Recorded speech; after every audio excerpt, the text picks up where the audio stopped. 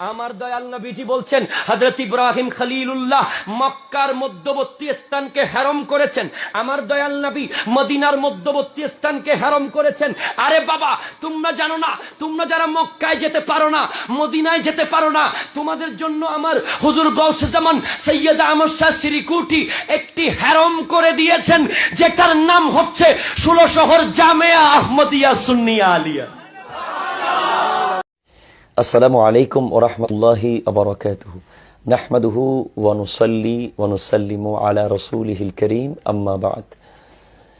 সম্মানিত দর্শক শ্রোতাবৃন্দ, যারা আমাকে দেখছেন এবং শুনছেন, সকলকে জানাচ্ছি আন্তরিক মোবারকবাদ।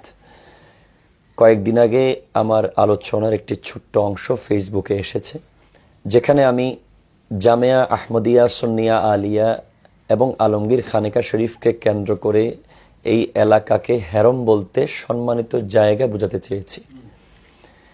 এখানে আমার অন্য কোনো উদ্দেশ্য ছিল না, এখানে আমি অন্য কোনো উদ্দেশ্যে হেরম বলিনি। মক্কা শরীফ কিংবা মদিনা শরীফ যেতে না পারলে এই এলাকায় আসতে বলার উদ্দেশ্য হেরমে মক্কা কিংবা হেরমে মদিনার সাথে তুলনা করা উদ্দেশ্য নয়, এটা বাস্তব নয়। যেহেতু যুগ যুগ ধরে এই এলাকা আওলাদে রসুলের কদম ধন্য একটি এলাকা, সেহেতু এই এলাকা একটি প্রশান্তির জায়গা। আমি আমার বক্তব্যে সেটাই বোঝাতে চেয়েছি, অন্য কোনো উদ্দেশ্যে আমি সেই বক্তব্য দেইনি। আমি আপনাদের সকলের খিদমতে সেটা পেশ করলাম। আপনারা সকলে আমার জন্য দোয়া করবেন। আসসালামু আলাইকুম ওয়া রাহমাতুল্লাহি ওয়া বারাকাতুহু। CTG TV 24